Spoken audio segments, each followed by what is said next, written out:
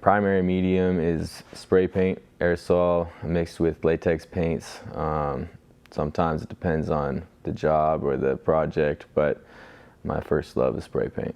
Mainly from graffiti.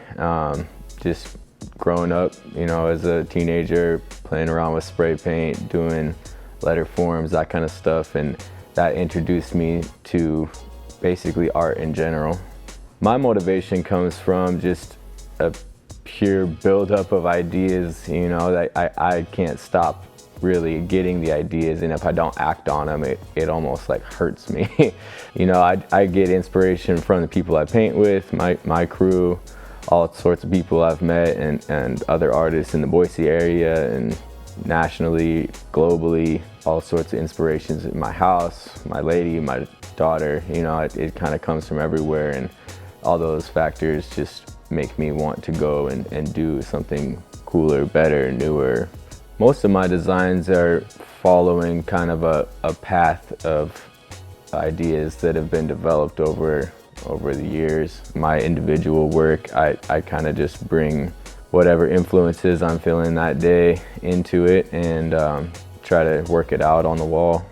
I love painting on walls, especially large walls, because it's something that is a fixture, and especially if it's in a public place, you know, anybody can walk by and have their own interaction with it at any given time. I like painting on a large scale like that because if it's larger than you, the work will like envelop you and draw you into it in a way that you can't really achieve that easily with a smaller piece or a canvas. I'm a native Boisean, and I'm like third generation, so I know this place well.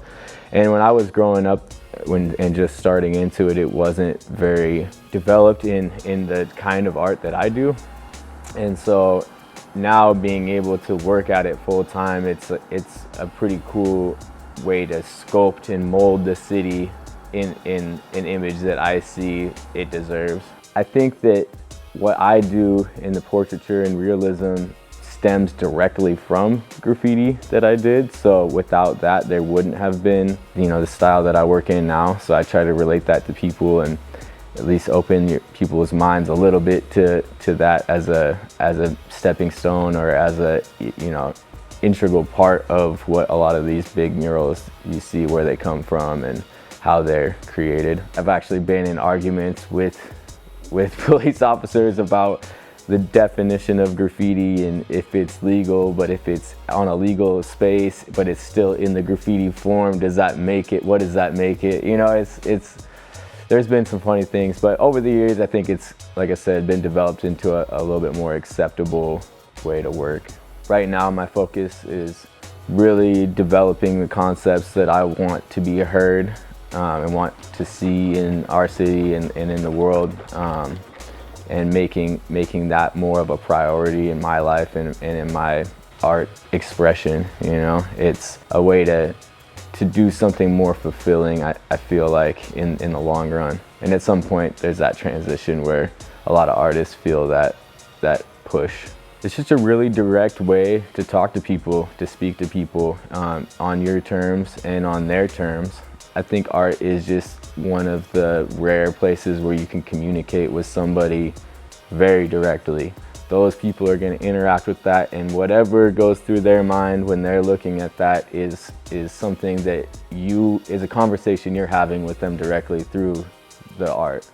I'm just thankful for the people that are in Boise, both the artists and just the residents who have kind of made it a priority to include these things in the city and its life. I don't see stopping ever. I think it can mutate and morph into all sorts of different manifestations. I like to sketch too. I like to do digital drawings. I like to paint occasionally. And I don't see why those things can't all interact in some way that keeps me interested. And there's a puzzle that'll never be solved, or, you know, you never get to the end of being creative. So I think it's something that'll keep me stimulated forever.